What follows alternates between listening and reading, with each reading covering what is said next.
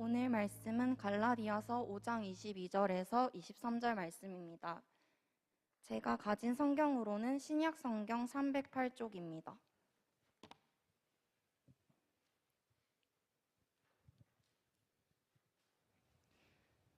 그럼 다 찾으신 줄로 알고 함께 합독하시겠습니다. 오직 성령의 열매는 사랑과 희락과 화평과 오래 참음과 자비와 양선과 충성과 온유와 절제니 이 같은 것을 금지할 법이 없느니라. 아멘. 아멘. 여호와를 바라고 그의 도를 지키라. 그리하면 내가 땅을 차지하게 하실 것이라. 악인이 끊어질 때 내가 똑똑히 보리로다. 아멘. 사랑하는 여러분, 오늘도 여호와를 바라보고 그분의 도를 지키시며 그분의 말씀을 우리의 가슴에 가득 담는 이 거룩한 주일이 되시기를 소원합니다. 우리가 예배하는 이유는 다른 것이 아닙니다. 하나님의 말씀을 내 마음판에 새기고 내 기준으로 삼고 가기 위함인 줄 믿습니다. 오늘도 그 말씀 앞에 우리의 삶을 내어놓고 드릴 수 있는 저와 여러분이 되시기를 다시 한번 예수님의 이름으로 축복합니다. 지난주까지 우리는 이제 성령의 열매 계속해서 함께 보고 있는데, 지난주 우리의 네 번째 열매죠. 오래 참음의 열매, 사랑과 희락과 화평과 오래 참음의 열매에 대해서 함께 나눴습니다. 주님이 우리 안에 일으키시는 오래 참음은 악과 깡이 남는 것이 아니라, 그 오래 참음은 또한 단순한 침묵을 얘기하는 것이 아니라 해야 될 이야기를 하나님의 때에 하게 만드는 것이라고 그렇게 나눴었습니다.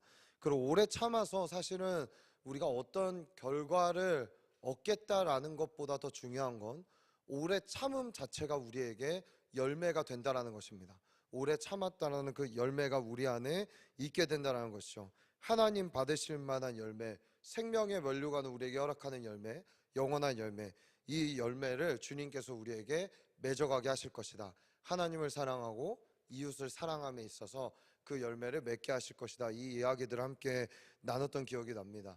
여러분 어떠세요? 지난 한 주 오래 참음의 열매를 잘 맺고 오셨습니까?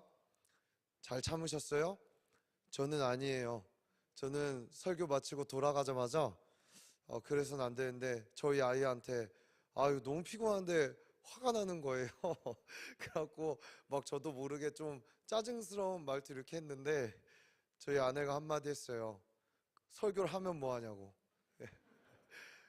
올해 자신은 그 설교를 듣고 오늘 화난 일이 너무나, 왜냐하면 하루 종일 제가 이제 주일날하고 토요일날은 사역으로 나와 있으면 어린이집도 안 가고 하니까 저희 아내가 두 아이를, 갓난 아이들을 보고 있잖아요. 근데 이제 얼마나 이 분노 게이지가 쌓일 일이 많았겠어요. 근데 예배를 함께 드리거든요. 아마 지금도 보고 있을 거예요. 예배를 드리면서 이 말씀을 듣고 내가 어떻게든 오래 참아야겠다 하고 우리 아내를 생각을 했는데, 설교를 하고 오면 뭐하냐고 저한테 그러더라고요. 순간 얼마나 다시 회개가 되고. 여러분 결혼 잘 하십시오. 네, 말씀을 지킬 수 있게 해줍니다. 그래서 다시 한번 저를 돌아보게 되었고, 저도 다시 한번 주님 앞에 어떻게 살아야 되는지, 말만 하는 자가 아니라 그 순간 겉으로는 정죄하지 마 막 이렇게 얘기했지만 속으로는 얼마나 찔리고 뜨끔하고, 그치, 말하는 자가 아니라 사는 자가 돼야 되는데 하면서 다시 한번 하나님의 음성으로 듣게 되는 그런 시간이 되었던 것 같습니다. 여러분, 성령의 9가지 열매 연구하고 들으면 뭐합니까? 우리 안에 맺어지지 않으면 아무짝에 쓸데없는 글입니다. 여러분, 우리가 말과 듣는 것과 삶이 일치된 주님의 사람들이 되시기를 예수님 이름으로 축복합니다. 여러분, 오늘은 우리 함께 자비에 대해서 한번 살펴볼 건데요. 자비, 이게 한문인데 자자는요 사랑 자자를 쓰고 빗자는 슬플 빗자를 씁니다. 그래서 사랑해서 슬픈 것, 되게 애달파 보이죠? 사랑 때문에 아프고 사랑 때문에 슬프고, 이게 자비라는 말이에요 사실은. 그래서 이 사전적 의미를 그냥 네이버 백과사전에 찾아보면은 첫 번째로 이런 뜻이라고 해요. 남을 깊이 사랑하고 가엾게 여기는 것, 또는 그렇기 때문에 베푸는 은혜라고 이야기를 합니다. 베푸는 혜택. 그러니까 사랑하고 가엾게 여겨서 그 사람에게 베풀어주는 혜택까지를, 행동까지를 세상에서도 자비라고 이야기를 해요. 자, 무슨 얘기예요? 내적 동기에서부터 시작돼서 베푸는 데까지를 성경으로 보지 않아도 세상에서도 이걸 자비라고 얘기해요. 또 한 가지는 뭐라고 얘기하면 불교 용어인데요. 두 번째, 불교에서는 중생에게 즐거움을 주고 괴로움을 없게 하는 것, 이게 자비라고 이야기합니다. 그래서 중생 누구죠? 모든 사람에게 괴로움이 없게 만들어주는 것, 이것을 자비라고 얘기한다고 합니다. 세상이 말하는 자비도 내적 동기에서 끝나는 게 아니라 이 내적 동기가 타인을 향해서나 상황을 향해서나 어딘가를 향해서 내 적극적인 행동을 베푸는 것이라고 이야기해요. 소위 우리가 말하는 자비와도 어떻게 보면 크게 다를 바가 없어 보여요.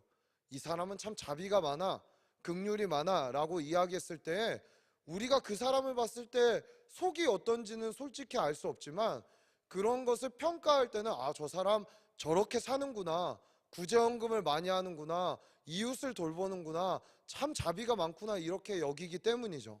자, 그렇다면 뭐 세상이 말하는 건 성경이 말하는 자비나 성령 받지 않은 사람에게도 나타나는 자비가 이렇게 있는데 과연 성령의 열매와의 차이점과 차별점은 뭘까요? 라는 질문을 우리 안에서 할 수 있지 않을까요? 제가 성령의 열매를 하면서 늘 얘기하는 게 뭐죠?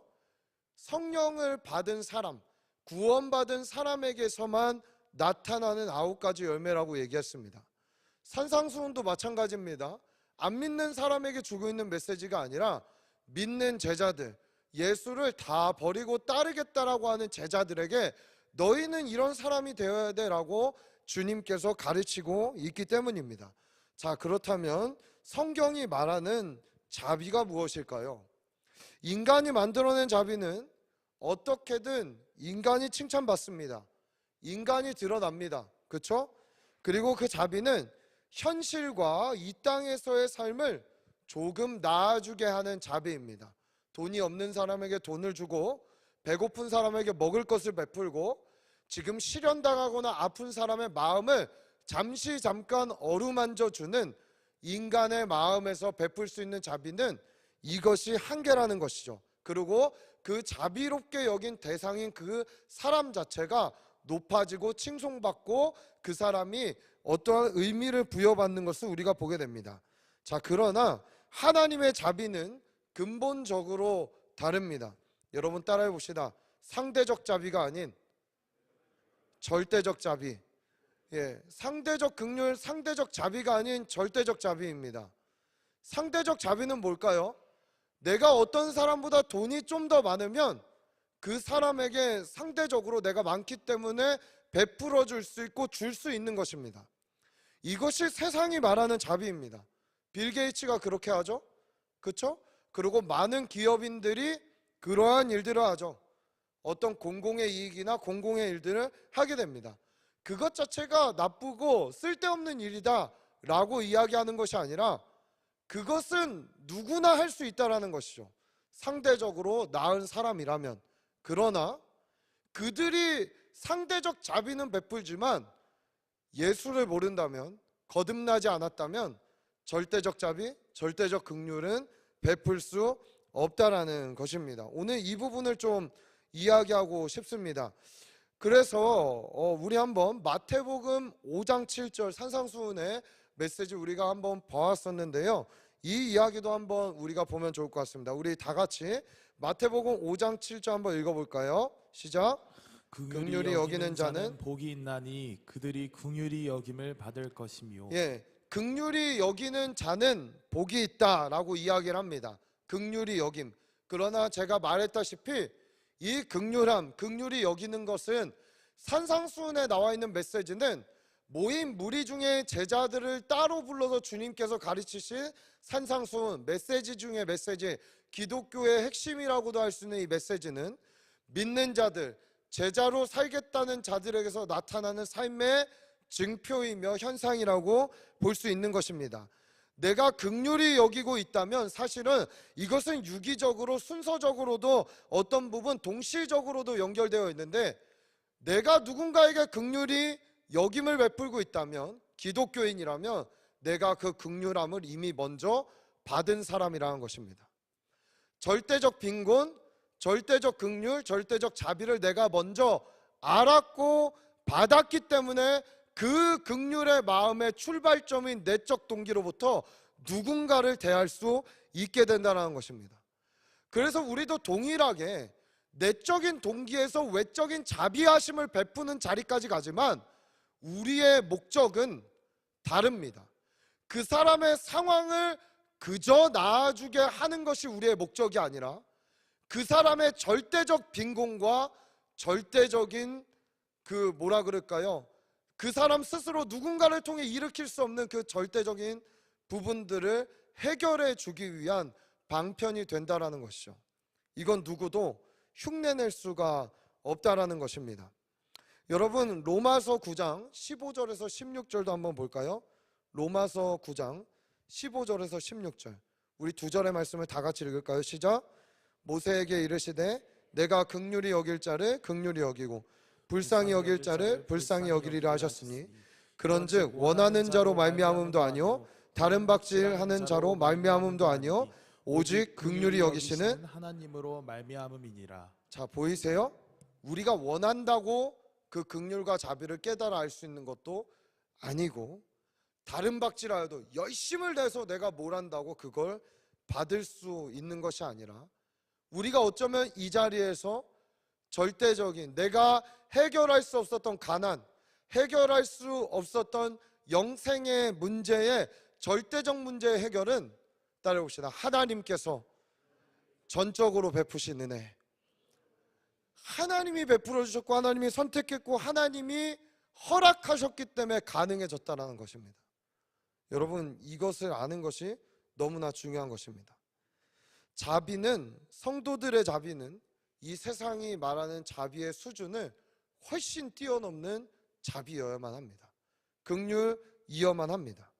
하나님으로 말미암아 가능해져야 되는 것입니다. 내가 원해서 열심으로 되는 것이 아니라 하나님의 성품으로부터 흘러나오는 자비와 긍휼이 되어야만 합니다. 이 자비라는 말은 헬라어로 엘레에르모스라는 말입니다. 동정하다, 자비로운 이런 뜻이 있고요. 이것의 또 히브리어 원어적 의미를 보면은 여러분 많이 들어보셨을 거예요. 라함이라는 말도 긍휼 자비라는 말을 쓰고 이 말은 뭐 좀 어색할 수 있지만 이 말은 되게 익숙할걸요. 헤세드란 말 들어보셨죠? 이게 긍휼 자비라는 뜻이에요.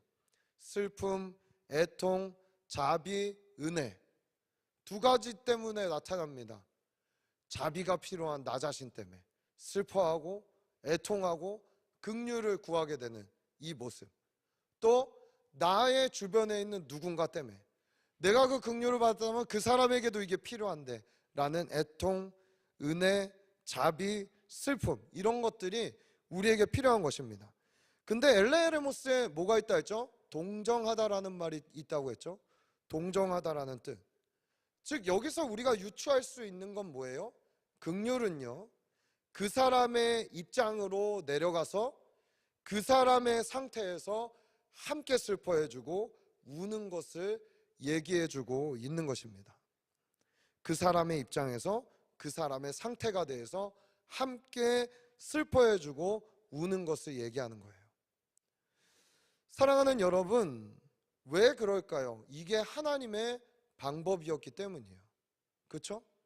물론 하나님은 영생 안에 계신 분이고 전지전능하신 분이지만 그분이 우리가 그분 수준으로 오기를 원하시지만 그 전에 그 과정의 다리들을 놓아주셨어요. 뭐죠? 그곳에서 되지 않는 것까지 올라와 낑낑대고 올라와 이렇게 얘기한 게 아니라 그분이 먼저 그 동정과 자비의 마음을 담아서 신인 그분이 우리 크리스마스 준비하고 있잖아요. 인간의 몸을 입고 성육식 인카네이션 우리의 입장이 돼서 오신 거예요. 이건 단순히 제가 이번 주에 웨일즈 선교사님 한 분 만났었거든요. 근데 그곳에 웨일즈에 엄청나게 부흥이 있었고 그 부흥의 씨앗들을 가다 보면 이렇게 돌아 가다 보면 사실은 그 부흥의 불꽃들 중에 영국에서 그 다음에 독일에서 체코에서 독일에서 이렇게 돌아서 영국에서 웨일즈로 이렇게 복음의 부흥이 돌기 시작합니다. 그 중에 독일에 있었던 헤르누트의 진센부르크 백작, 그렇죠? 거기에 헤르누트 마을에 그 마을 전체가 500명이었어요. 500명. 예. 500명의 인구 중에 10년 동안 이 사람들이 경건의 생활을 해서 그 마을에 몇 명의 선교사가 숫자적으로 파송된 줄 아십니까? 500명이에요. 한 마을에 272명이 세계 선교를 감당하러 파송받습니다. 그 마을에서 50% 이상의 사람들이 선교에 하나님의 나라에 자기 삶을 드리겠다라고 나아가요. 자, 그 중에 그 사람들은 백작이었고 돈도 있었고 위치도 있었고 그리 가난하지 않은 사람들이었어요. 마을에서 모든 것들이 충족되는 삶을 살았고 경건한 삶을 살았었어요. 근데 그 사람들 파송받은 기록에 보면 어떤 기록들이 있냐 하면 내가 복음을 전하는 선교사가 되기 위해 노예가 되어 파송받았다라는 이야기가 있어요. 무슨 얘기예요? 노예들에게 당시 몇백 년 전이니까 지금 이제 300년 됐거든요. 그 마을 그 선교 부흥의 역사가 300년 전이니까 노예 제도가 있었고 노예로 사는 사람들이 여전히 있었어요. 신분의 격차가. 근데 뭐예요? 내가 복음을 위해서라면 내가 갖고 있는 직위, 직책, 안락함을 내려놓고 노예에게 복음 전하기 위해서 내가 그 사람이 되어서 나아가겠다 하면서 스스로 노예가 돼서 선교를 감당했던 사람들이 있었다는 거예요. 여러분, 이것도 우리는 되게 대단하다는 생각이 많이 들죠. 우리나라에도 그런 분들이 많이 있었잖아요.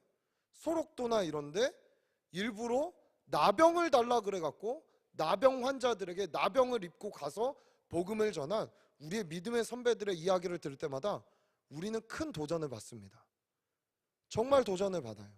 도전을 받지만 내 삶이 정말 그 열매를 향해 가고 있는가는 우리는 깊이 생각해 볼 필요가 있다라는 생각이 많이 듭니다. 사랑하는 여러분, 인간이 그렇게 해도 우린 대단하다 박수치고 어떻게 저렇게 살 수 있을까라는 이야기를 많이 하는데 예수님이 이 땅에 내려온 거는 여러분 그것과 견줄 바 비할 바 없는 이야기라는 것을 우리는 정말 체감해야 되고 믿어야 되고 알아야 된다는 것을 여러분에게 꼭 말씀드리고 싶습니다. 하나님이 인간의 입장이 되어 인간의 옷을 입고 내려온 사건 자체가 자비와 절대적 긍휼과 절대적 자비라는 것을 다시 한번 말씀드리고 싶은 것입니다. 여러분, 내 입장에서 자비롭게 여기는 거 그거는 상대적 자비입니다. 그러나 절대적 자비와 절대적 긍휼은 철저하게 그 사람 안으로 들어갑니다. 그 사람, 그 상황, 그 안으로 들어갑니다. 그리고 거기서 어떻게든 그를 상대적으로 잘 나아지게 하는 것보다 절대적인 걸 해결해 주기 위해 노력하게 되고 어떤 몸부림이라도 치게 되는 것입니다. 우리가 다음 주에 이제 아마 목장별로 이번 주 다음 주에서 키트들을 만드시죠? 이거 우리 그냥 여러분 그분들에게 먹을 거나 조금 나누고 이렇게 생각하시면서 아마 준비하는 분들은 없을 거라 생각하지만 사랑하는 여러분, 우리가 이걸 하는 이유는 뭐예요? 그들 입장으로 들어가서 그들에게 나눔을 통하여서 그들이 어떻게든 절대적 그 빈곤에서 빠져나올 수 있는 하나님의 사랑과 온기를 조금이라도 느낄 수 있게 해주는 것, 이게 우리의 사역의 목적인 줄 믿습니다. 오늘 우리의 사역과 우리의 삶의 모든 부분에 이 자비의 열매가 맺혀지기를 간절히 소원합니다. 자, 그렇게 보면 어떻게 자비의 열매를 우리 삶에 맺을 수 있을까요? 따라해 봅시다. 나 자체가 그 자비로 살았다는 것을 깨닫게 될 때, 내가 그 자비로 살았다는 것을, 내가 그 자비로 말미암아 이 절대적 빈곤에서부터 탈출되었고 구원받았고 건짐받았다는 것을 깨닫게 될 때 우리는 이러한 삶을 살 수 있게 되는 것입니다. 우리 한번 출애굽기 34장 6절의 말씀 한번 읽어볼까요? 34장 6절 다 같이 읽습니다. 시작. 여호와께서 그의 앞으로 지나시며 선포하시되 여호와라 여호와라 자비롭고 은혜롭고 노하기를 더디하고 인자와 진실이 많은 하나님이라. 예, 하나님이 자기 자신에 대해서 표현할 때 원래는 나는 나다 이렇게 끝내버리는데 이 이스라엘 민족에게 조금 더 설명이 필요한 것 같았던 거예요. 너네가 지금까지 왜 존재하고 있는지 아니? 이방 땅에서 왜 살아남았는지 아니? 너희를 왜 출애굽시켰는지 아니? 너희의 인생의 노아의 방주를 통해 인류를 싹 쓸어버릴 때도 내가 왜 남겨놓고 지금까지 인류의 역사를 이끌어가고 있는 줄 아니? 나는 자비로운 여호와이기 때문이야 라고 이야기하고 있는 것이죠. 그 자비로움을 설명할 때 뭐라고 이야기하냐면 노하기를 더디한다, 오래 참음이 나오죠. 인자와 진실이 많은 하나님이라. 성령의 9가지 열매는요, 유기적인 연결이 있습니다. 그렇기 때문에 어제 제가 마을장님들하고 함께 나눴었지만 이 9가지 열매는 어떻게 보면 나는 7번째는 있는 것 같은데 첫 번째는 없는 것 같아, 이런 건 없는 거예요. 사실은 무슨 얘기입니까? 내가 어떤 부분 성경적 지식이 부족하기 때문에 어떤 부분 이게 뭐였을까 깨닫지 못하는 부분은 있을 수 있지만 첫 번째서부터 9번째까지의 모든 열매는요, 유기적으로 연결되어 있고 풍성하게 맺어지는 열매라는 것입니다. 그렇기 때문에 이건 없는데 저건 없어라는 것, 있는데 없어가 아니라 사실은 사랑의 열매가 있으면 9번째 열매까지 우리에게 다 있어야 정상입니다. 사랑 안에 모든 것이 있고, 여기 말했지만 자비 안에 오래 참음도 있는 거예요. 제가 이거는 마지막 시간에 한 번 더 구체적으로 그림으로 설명해 드릴 수 있으면 그렇게 하도록 하겠습니다. 사랑하는 여러분, 하나님이 노하기를 더디하시는 이유, 오래 참는 이유는 자비하시기 때문입니다. 그렇죠? 누구도 그분의 긍휼과 자비가 아니면 이 땅에 우린 존재할 수 없습니다. 저도 그래요. 그렇죠? 하나님이 자비롭게 날 봐주지 않았다면 저도 지금 존재할 수 없게 됐을 거예요. 창세기 3장 16절 이하는 그분의 자비가 아니라면 없어야 정상이에요. 딱 선악과 물었다, 성경 끝, 이렇게 돼야 돼요. 사실은 왜? 죽는다 이제 너희랑 안 한다, 끝. 나는 혼자 있어도 되니까. 그럼 지금 이 역사가 계속 써내려져 가고 있는 모든 것 자체가, 그렇죠? 그리고 주님이 왜 지금도 오래 참고 계시죠? 구원받을 백성들이 아직도 있기 때문에 주님은 참고 계신 거예요. 이 모든 것의 내적 동기는 자비라는 거예요. 이 내적 동기에서부터 외적으로 표출되는 것이 오래 참고 계시는 거예요. 이 열매들이 주님 안에 있다라는 것입니다. 구원은 출발과 함께 완성으로 가는 과정인데 우리는 이것을 알고 그분의 긍휼과 자비를 구하며 오늘도 우리 안에 필요해야 된 자세는 뭐냐 하면 주 없이 살 수 없습니다.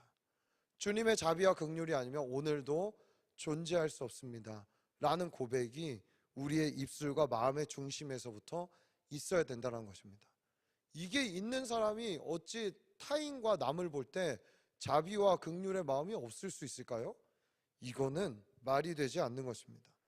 내가 어떠한 상태에서 이 빈곤과 이 어려움에서 건진받았는가라는 것을 알게 된다면, 그걸 날마다 묵상하게 된다면 누군가가 나에게 조금 잘못하는 거 충분히 자비롭게 보고 긍휼함으로 쳐다볼 수 있게 되는 것입니다. 여러분, 그럼 이것이 출발이라면 이 열매의 풍성함과 완성은 무엇을 통해 가능할까요? 따라해 봅시다. 성령의 세례를 통해 완성된다. 네, 우리는 다 구원받았을 때 자비의 가능성을 지니고 살아갑니다. 그렇죠?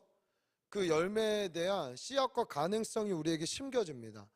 이것이 풍성한 열매로 맺어지기까지는, 자비의 가능성에서 풍성한 열매로 가는 데까지는 그 비료이고 매개체인 성령님의 강력한 세례가 우리에게 필요하다라는 것입니다.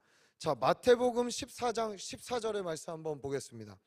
마태복음 14장 14절 다 같이 한번 읽을까요? 시작.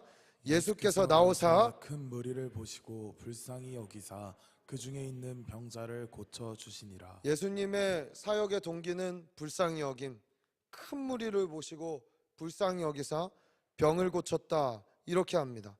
예수님이 병자를 고치고 때로는 5,000명을 먹이고 3,000명을 먹이고, 모든 예수님의 사역의 동기는 이미 들어온 그 안에서 그것 자체가 자비며 긍휼인데 더 나아가서 그들의 상황을 이해해주고 품어주고 그들의 구체적인 문제들까지 해결해주는, 불쌍히 여기는 데서부터, 자비하게 여기는 데서부터 시작했던 것입니다. 그것 때문에 육신의 질병, 먹을 것 이런 것들을 고치시면서 자기가 너의 이 상대적 문제를 넘어서서 절대적 문제를 해결할 수 있는 자다, 메시아다라는 것을 나타내시고 드러내셨습니다.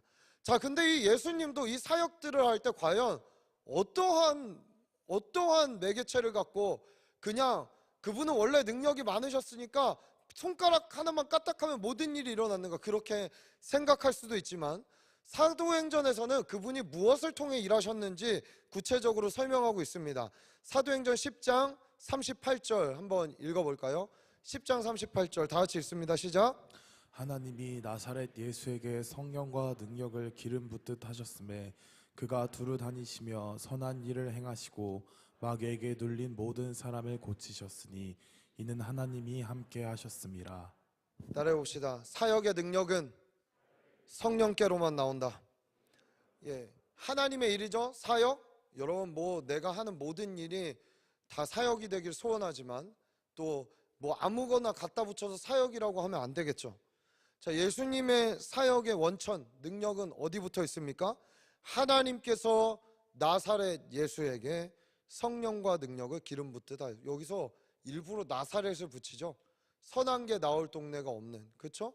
그리고 능력이 없어 보이는 그분에게, 초라해 보이는 그에게 성령과 능력을 기름 붓듯 하시니까 병자도 고치고 마귀도 쫓아내시고 눌린 사람도 고치시고 오병이어의 기적들도 행할 수 있게 된 것입니다.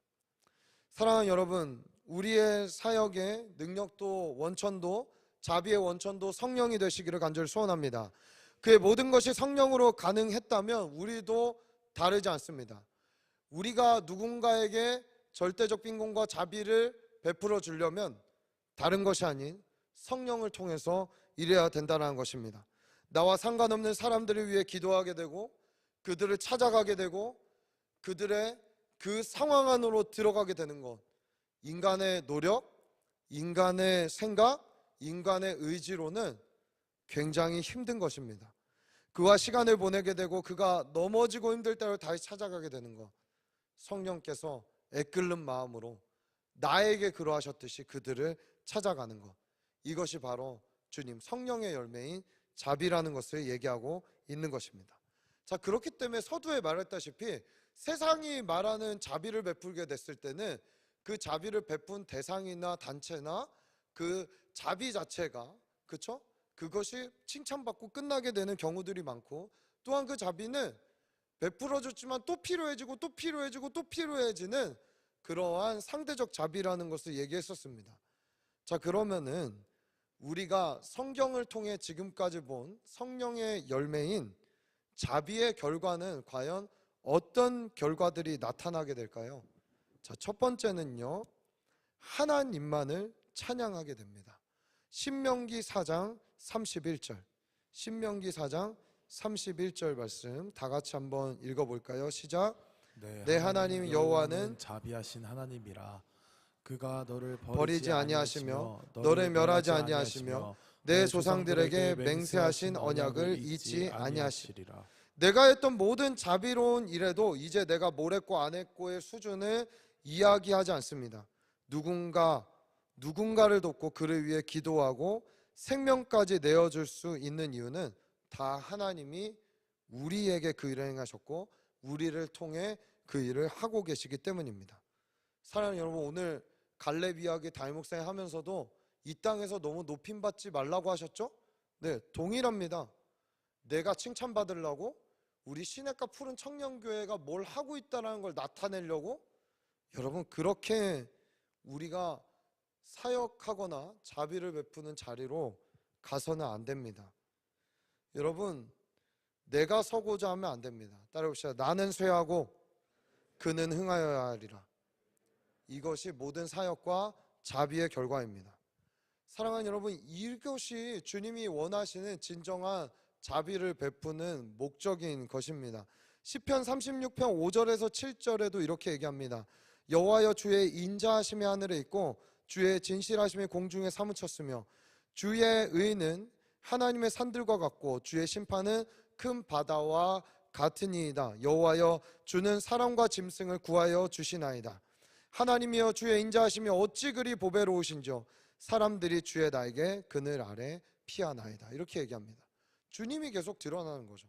하나님만 드러나는 거죠. 심지어는 사람뿐만이 아니라 짐승과 열방에도 참아주시고 베푸신 주의 은혜, 해를 주시고 달을 주시고, 그쵸? 풀들에게도 입히시며 먹이시는 모든 은혜가 하나님 한 분만을 초점을 맞추며 그분만을 칭송하고 있다는 것을 얘기하고 있는 것입니다. 우리의 사역이 잘 되고 있는가? 우리의 긍휼과 자비의 사역, 구제 사역들이 어떻게 되고 있는가? 우리가 면밀히 살펴보고 우리가 우리를 돌아본다면 정말 우리 사역을 통해 예수 그리스도의 복음과 하나님만이 드러나고 있는가? 이것이 우리의 고민이 되시기를 간절히 소원합니다. 자, 두 번째 결과, 어떤 결과가 나타날까요? 내 안에 하나님의 성품이 있다는 것을 확인하게 됩니다. 여러분, 이거 정말 놀랍죠? 예. 내가 품을 수 없는 마음이었거든요. 내가 생각할 수 없는 생각이었거든요. 올해 사역을 함께 하겠다고 또 결정하신 분들 여기저기 좀 계시는데, 이전에 내려놨다 다시 하게 되고 뭐 이런 분들도 계시고, 생각해보면 우리 청년의 때를 보내면서 어떤 분들은 이전에 사역을 하면서 받은 상처들이 있을 수 있고, 우리 수평이동이 굉장히 많은데 전 교회에서 상처받고 올 수도 있고, 그럴 경우에 어때요? 다신 하기 싫어지는 경우들이 참 많아요. 내가 또 그 일을 겪을까 봐. 또는 어떤 두려움도 있습니까? 사역을 안 해봤는데 내가 해도 될까? 서도 될까? 하는 그런 나 같은 사람이, 부족한 사람이, 이런 일들이 우리 안에 참 많습니다. 무슨 얘기입니까? 예수를 믿어도 불가능할 것 같다, 안 될 것 같다라는 생각이 우리 안에 참 장애물처럼 많이 걷혀 있고 넘어야 될 산들이 많다는 것을 보게 됩니다. 그런데 하나님이 강권하셔서 막 해야겠다라는 그러한 마음이 불일 듯 일으키는 거, 여러분의 의지 아닙니다. 주님이 감동 주시는 거고, 그 감동에 의해서 우리는 사역하고 있다라는 것입니다. 무슨 얘기예요? 하나님의 성품이, 하나님의 열정이, 하나님의 마음이 우리를 이끌어가고 있다라는 거예요. 여러분, 내 안에 하나님의 성품을 확인할 수 있다는 거, 하나님의 가능성을 볼 수 있다는 거, 내 안에 어떤 결과가, 돈이 주어지고 성공이 주어지고 그 어떤 것보다도 우리의 신앙의 목적이 되시기를 간절히 소원합니다. 저는 그렇습니다. 오늘보다 내일이 예수 닮고 싶고, 올해보다 내년에 더 예수님의 성품이 제 안에 많이 빚어지고 나타나기를 소원하고 있습니다. 우리가 이러한 목적을 가지고 이러한 열매를 바라보고 간다면 우리 안에 구원은 더 선명해질 거고, 우리 안에 희미했던 예수의 모습은 더 선명하고 분명하게 그려지게 될 것이라고 저는 그렇게 믿어 의심치 않습니다. 그래서 그날에 얼굴과 얼굴을 보는 것 같이 주님을 보는 그날에는, 아, 내 모습과 하나님의 모습이 닮았구나 라는 것을 우리가 확인하게 되는, 이것이 바로 하나님이 베푸신 성령의 열매인 자비의 열매를 통해 우리가 확인하게 되는 결과라는 것입니다. 자, 세 번째 결과는 무엇이 있을까요? 따라해봅시다. 회복. 예, 회복이 일어납니다. 역대하 30장 9절의 말씀 다 같이 한번 읽어볼까요? 다 같이 읽습니다. 시작. 너희가 만일 여호와께 돌아오면 너희 형제들과 너희 자녀가 사로잡은 자들에게 자비를 입어 다시 이 땅으로 돌아오리라. 너희 하나님 여호와는 은혜로우시고 자비하신지라.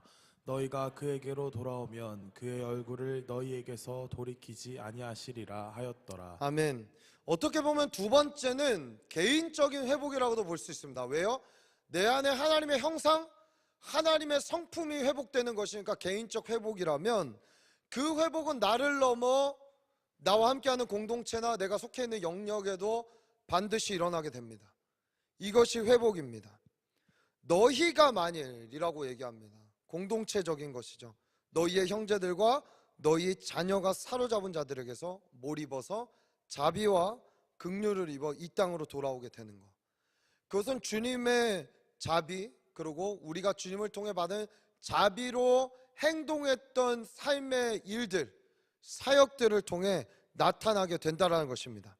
하나님의 자비하심만이 우리에게 온전한 회복을 가져다 줍니다. 온전한 치유를 가져다 줍니다. 여러분, 회복하고 싶으시죠? 나의 가정이 회복됐으면 좋겠고, 나의 관계들이 회복됐으면 좋겠고, 그 출발점은 뭐예요? 내가 먼저 하나님의 자비로 그 성품을 갖게 되는 것. 그러면 우리가 가는 곳마다 회복이 일어날 줄 믿습니다. 회복이란 말 여러 가지로 표현할 수 있겠지만, 오리지널 디자인, 주님이 태초에 만드셨던 그 지점으로 다시 돌아가는 것, 에덴으로 가는 것을 이야기하고 있는 것입니다. 결국 그의 얼굴을 우리에게 비추셔서 떠나지 않고 내가 365일 24시간 주님과 동행한다면 이것은 우리가 가는 모든 곳에 회복이 일어난다는 것을 얘기하고 있는 것이죠. 자, 네 번째 결과는 무엇일까요? 바로 이웃 사랑을 실천하게 된다는 것입니다. 내적인 동기에서부터 시작된 외적인 베품이라고 얘기했죠, 아까. 그렇죠? 근데 아까 말했던 처음에 세상은 그냥 내 안에 일어나는, 내 육신에서 일어나는 그 상대적 자비 때문에 베푸는 거라면, 우리는 그들의 영혼에 관심이 있는 거예요. 그렇죠? 영혼과 영원에 관심이 있는 거예요. 그걸 하기 위해 밥도 사줘보고, 만나기도 하고, 구제도 해보고, 열심을 내어기도 해보고, 기도도 해주고 하는 것이죠. 이웃 사랑이 여기에 담겨 있습니다. 내 것을 내주지 않는다면 그것은 그냥 내적 동기에서 멈춰버리는 풍성함의 열매를 맛보지 못하게 되는 것이라고 할 수 있습니다. 제자들이, 오늘 말씀이 길어서 읽지 않겠지만 사도행전 3장 1절 10절 여러분 잘 아시죠? 뭐죠? 안진뱅이가 성전 미문 앞에 있을 때에 베드로와 요한이 다녔습니다. 다니다가 어느 날 그를 주목하게 되고, 그를 뭘로 도울까 라고 하다가 그가 원하는 건 뭐였어요? 나를 상대적 빈곤에서 좀 구원해달라 이거였어요. 금과 은이 있습니까? 먹을 것이 있습니까? 라고 이야기했잖아요. 근데 옛날 같았으면 제자들이 어떻게 했겠어요? 주님, 이 많은 사람들이 모였는데 이들 어떻게 할까요? 배고파 하는데. 그러면서 계산을 때리잖아요. 어떻게 하면 이 상대적 빈곤과 어려움들을 구해줄까? 한 200데나리온이 필요할 것 같습니다. 이렇게 주님 앞에 얘기했단 말이에요. 성령 받은 제자들은 전혀 다른 삶을 사는 거예요. 이제 그들의 상대적인 것보다 절대적 빈곤에 관심이 있어요. 그래서 교회를 세우는 거고, 성령이 이끄시는 대로 만나러 가는 거고, 성령이 보게 하시는 대로 따라가는 거예요. 왜? 그곳에 절대적 빈곤에 빠져 있는 많은 사람들이 있기 때문이죠. 그들이 이야기합니다. 내가 너의 상대적 빈곤을 채워줄 수 없다. 금과 은은 내게 없다. 그러나 내게 있는 것으로 내게 주는데 나는 이제 모든 것을 가진 자이다. 내가 충만하고 나눠줘도 넘치도록 내 안에 사라지지 않는 예수 그리스도의 이름을 너희에게 주노니 일어나 걸으라. 여러분이 절대적 빈곤에서 그를 구원해 주니까 그가 예배자가 됩니다. 사랑하는 여러분, 이것이 바로 우리가 맺어야 될 성령의 열매인 자비의 열매를 통해 바라볼 결과라는 것입니다. 여러분, 정말 여러분과 함께하는 사람들이 이 풍성함과 부요함의 은혜를 누리고 있습니까? 여러분의 목장, 또 여러분의 주변 사람들 어떠십니까?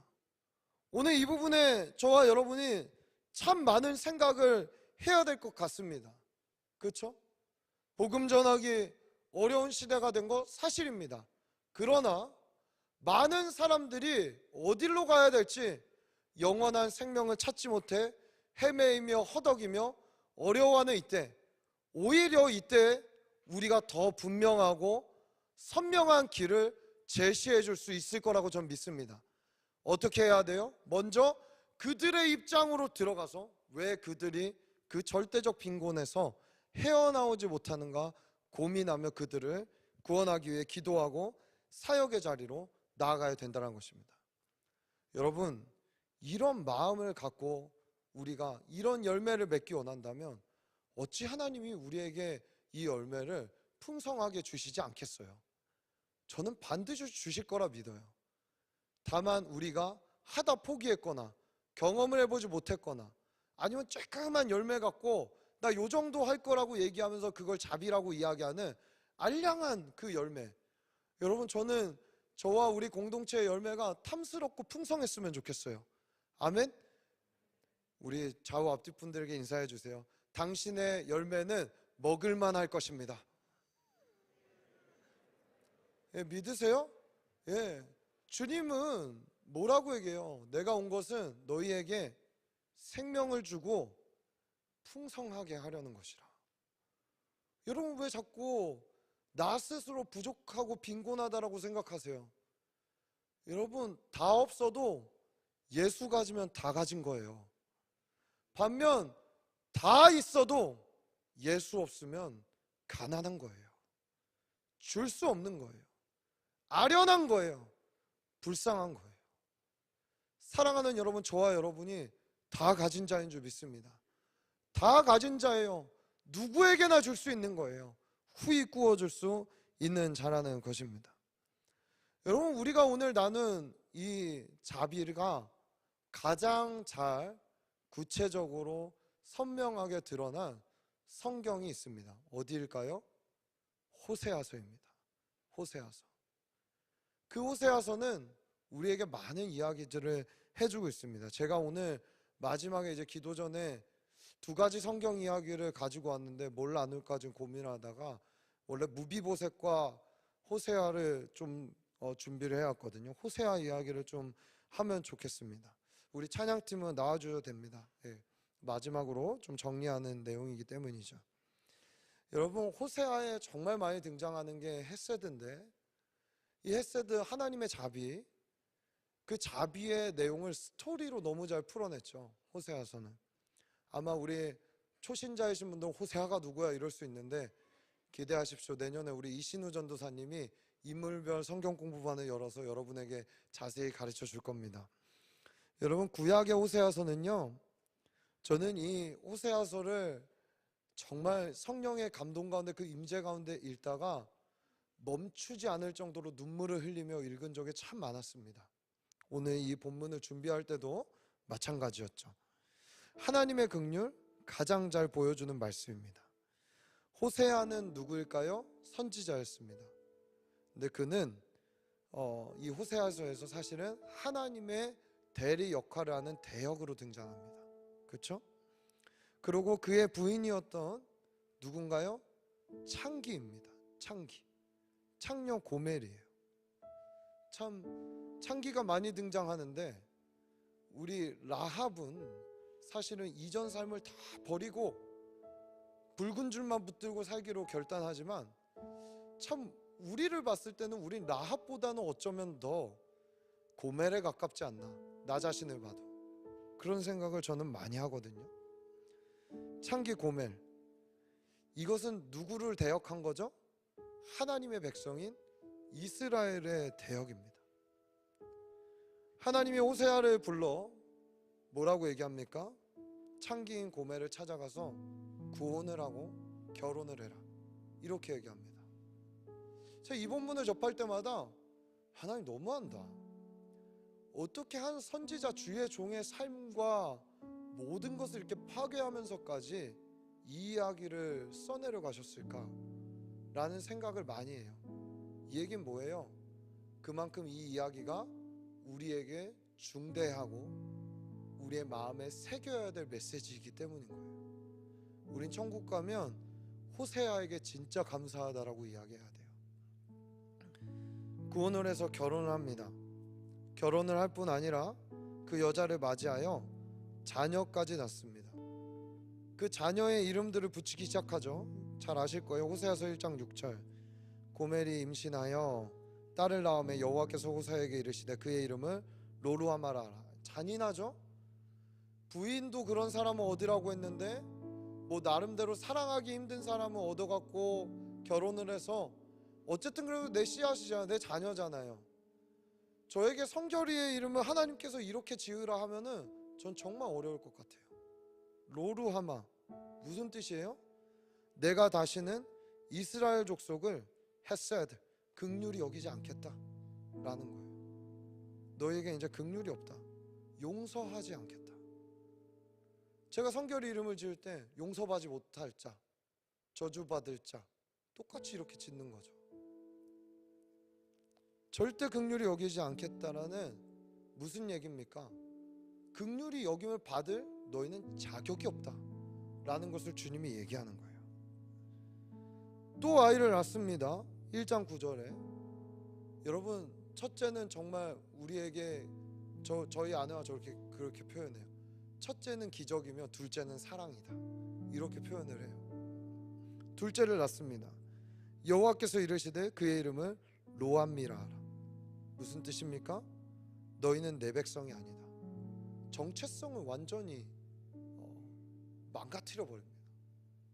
지금 누구 때문에 이 역사를 써내려가고 있고, 누구 때문에 우리가 출애굽했고 이 고생을 하면 광야길을 걷고 이렇게 와서 하나님의 나라를 세우고 백성이 되었는데 하나님 백성이 이제 와서 아니라고요? 자, 무슨 얘기입니까? 끊어져야 마땅한 자들, 함께 할 수 없는 자들이라는 것을 얘기하고 있습니다. 여러분, 이뿐만 아니라 고멜은 계속해서 도망갑니다. 도망칩니다. 이전에 창기짓을 하러 찾아갑니다. 호세아가 어떻게 해요? 포기하지 않습니다.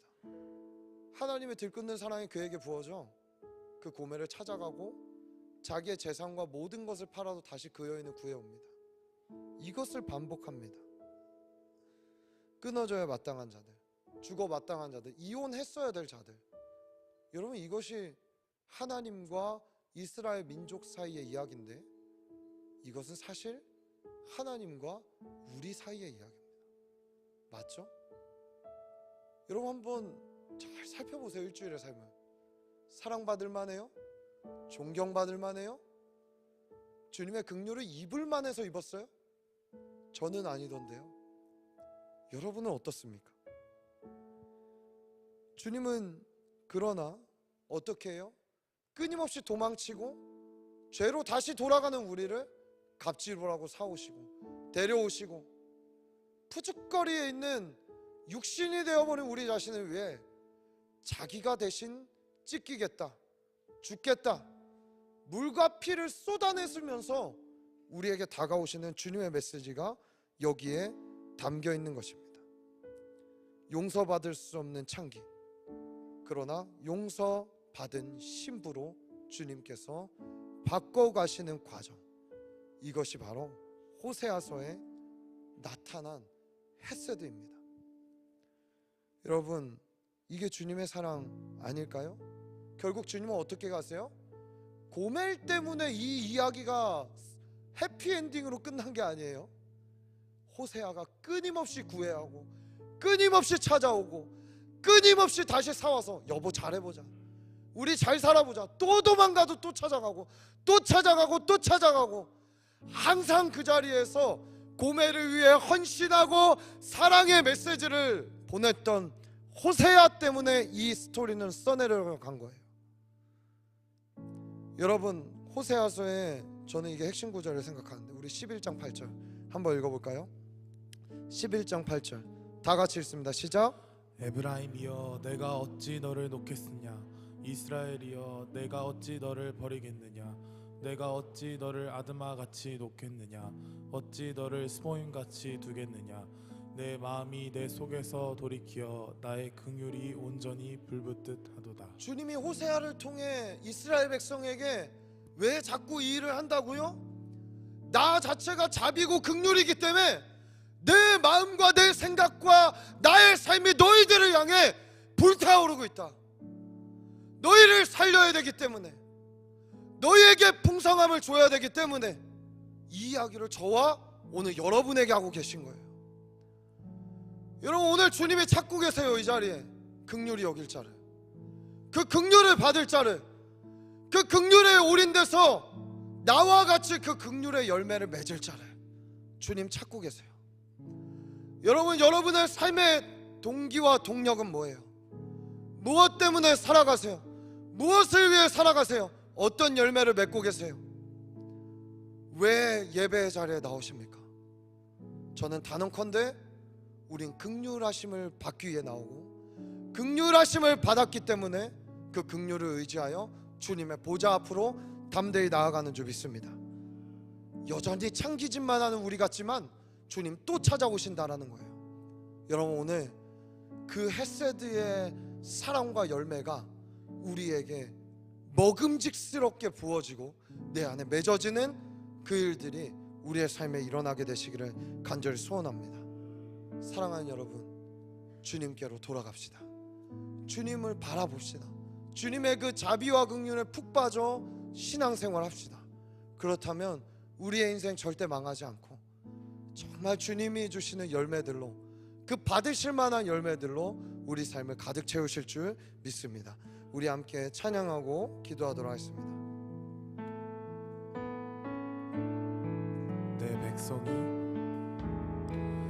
내 백성이 나를 떠나 돌아섰지만 내 사랑이 내 백성을 포기 못하니 내 모든 것 내어주고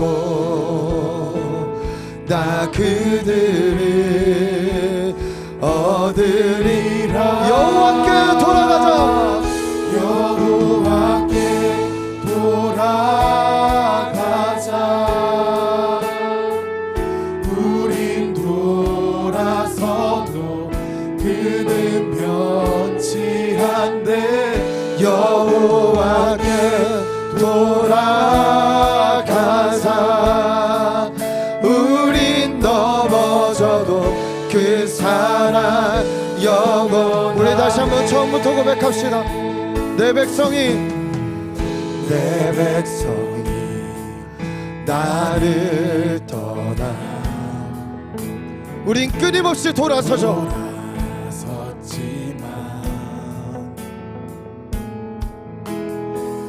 내 사랑이 주님의 자비가 그 긍휼이 우리를 포기하지 않습니다.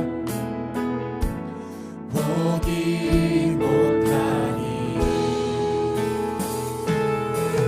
내 모든 것 내어주고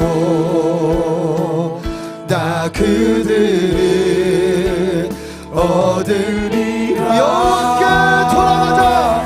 여호와께 돌아가자. 우린 돌아서도 그는 변치 않네. 여호와께 돌아가자. 우린 넘어져도 그 사랑 여호와께 돌아갑시다. 여호와께 돌아가자. 우리 주님, 내가 고백과 같지만 다시 돌이켜 주님께로 갑니다. 여호와께 돌아가자. 우린 넘어져도 그 사랑 영원한 사랑은 오래 참고 사랑은 오래 참고 자신을 내어주네. 서로 살아갈 때 세상은 주보내. 사랑은 절대 다시 한번 선포합시다. 사랑은 오래 참고 사랑은 오래 참고 자신을 내어주네. 서로 사랑할 때 세상은 주보. 사랑은 지지했습니다. 사랑은 절대 지지 여호와께 돌아가자. 여호와께 돌아가자. 우린 돌아서도 그는 변치 주님, 우리의 마음이 주님의 자비로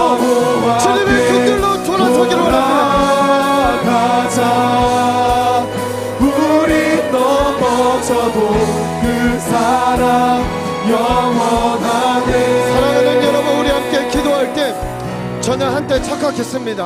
호세아서 읽을 때 나는 호세아다, 호세아다 이렇게 착각한 적이 많아요. 그러나 여러분 그거 아세요? 고멜을 경험한 자가 호세아가 되는 거예요. 아멘. 고멜을 경험한 자가 호세아가 되는 거예요. 주님 우리에게 먼저 말씀하시는 거예요. 여러분 우리가 잘난 듯 얼마나 잘났겠어요? 잘한 듯 얼마나 잘하겠어요? 오늘 우리 고멜과 같은 우리의 인생을 구원하신 하나님의 은혜를 받는 시간이 되기를 소원합니다. 주님 내 안에 고멜과 같은 기질, 고멜과 같은 모습이 많습니다. 그러나 주님의 긍휼의 손에 붙들린 인생이 되기를 소원하오니 주님 나를 포기하지 않으시는데 내가 나를 포기하겠다는 교만에서 빠져나오게 하여 주옵소서. 내가 자책하며 넘어지는 하나님 아버지 그런 자가 되는 것이 아니라 주님 나를 붙들고 계시다는 그 믿음에 나의 전부를 걸며 돌아서게 하여 주옵소서. 우리 주의 이름으로 부르짖고 주님의 긍휼과 자비를 알게 해달라고 기도하며 나옵니다. 주여, 사랑의 하나님, 자비 받을 자격이 없는 자, 긍휼 받을 자격이 없는 자들, 그러나 우리에게 불일들 일어나는 긍휼로 우리를 살리신 주님의 긍휼하심에 나의 삶을 맡기고 드리기를 소원합니다. 주님 우리 불쌍히 여겨주십시오. 주님의 그 자비로 나의 영혼이 주님만을 보호하고 안전하게 하여 주옵소서. 주님 알려주세요. 주님 알게 하세요. 그걸 깨닫는 게 은혜라는 걸 깨닫게 하세요.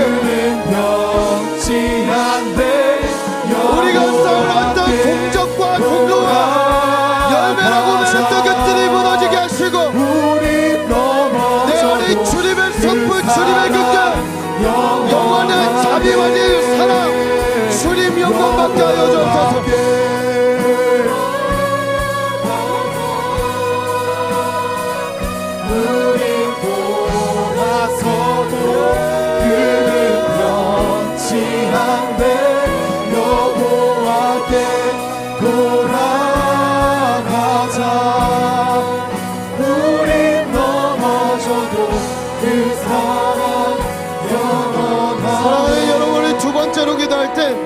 말했다시피 교매를 경험한 자가 호세아가 되는 거예요. 아까 제가 웨일즈 이야기 해줬죠. 노예가 어떻게 될 수 있었을까요? 저는 분명하게 그의 믿음을, 제가 그와 대화해보진 못했지만 몇백 년 전 사람이라 그는 분명 하나님 앞에 고멜의 경험이 있을 거예요. 그렇죠? 우리가 왜 주님 복음 들고 나아가지 못하는가? 왜 주저하는가, 멈칫하는가? 방법이 없어서요? 뭐 전도지가 부족해서요? 아니요. 우리가 아직 그것을 넘어서지 못했기 때문이에요. 그러나 저는 확신합니다. 주님 우리 공동체 호세아처럼 사용하여 주옵소서. 주님의 마음을 아는 공동체로 주님 이 시대에 쓰임받게 하여 주옵소서. 여러분 준비하시고 기도하시고 나아가시기를 축복합니다. 하나님이 저와 여러분 반드시 사용하고 계시고 사용하실 것입니다. 주님 우리를 통하여서 그 주님의 자비와 긍휼이 주님의 이름을 높임받는 일들이 있게 하여 주옵소서.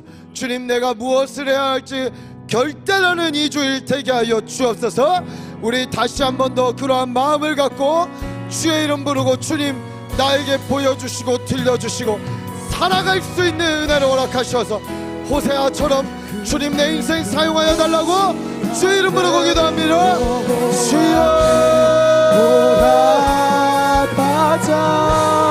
주님 쓰임받고 싶습니다. 주님 쓰임받고 싶습니다. 영원하네 여호와께 돌아가자. 우리 돌아서도 그는 변치 않네. 주님 돌아섭니다. 돌아가자. 우리를 사용하여 주십시오. 넘어져도 그 사랑 영원하게 여호와께 돌아가자. 우리에게도 긍휼의 불이 떨어지게 하시고 우리 돌아서 성령의 불이 떨어지게 하시고 그렇게 사랑하게 하여 주옵소서. 돌아가자. 우리 넘어져도 주님 돌이킵니다. 사랑 주님 돌이킵니다. 영원하네. 여호와께 돌아가자. 우리 돌아서도 그는 변치 않네. 여호와께 돌아가자. 우리 넘어져도 그 사랑 영원하네. 하나님, 주님의 자비와 긍휼이 아니면 살 수 없는 존재라는 것을 다시 한번 깨닫게 하시니 감사합니다.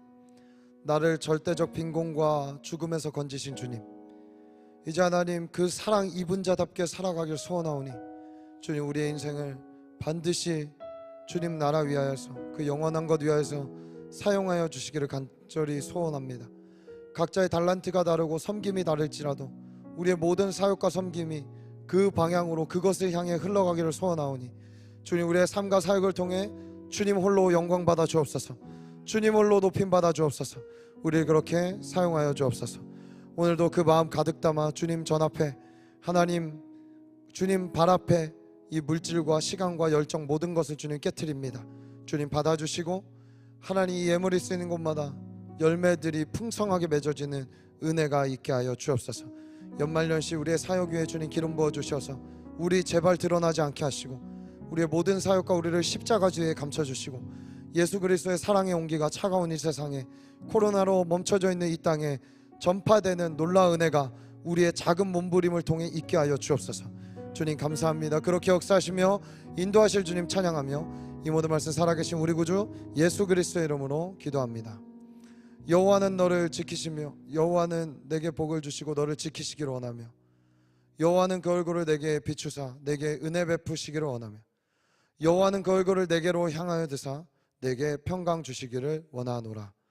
지금은 우리 구주 예수 그리스도의 은혜와 하나님 아버지의 사랑과 성령님의 감화 감동 역사 교통하심이 오늘 세상이 말하는 자비를 넘어 절대적 자비를 갖고 세상으로 주님 앞에 나아가는 모든 청년교회 지체들과 시냇가 푸른 나무교회 모든 성도님들과 지체들과 한국교회와 열방의 교회하는 모든 교회들 머리머리 위에 이제로부터 영원까지 함께 하시기를 간절히 축원하옵나이다. 아멘.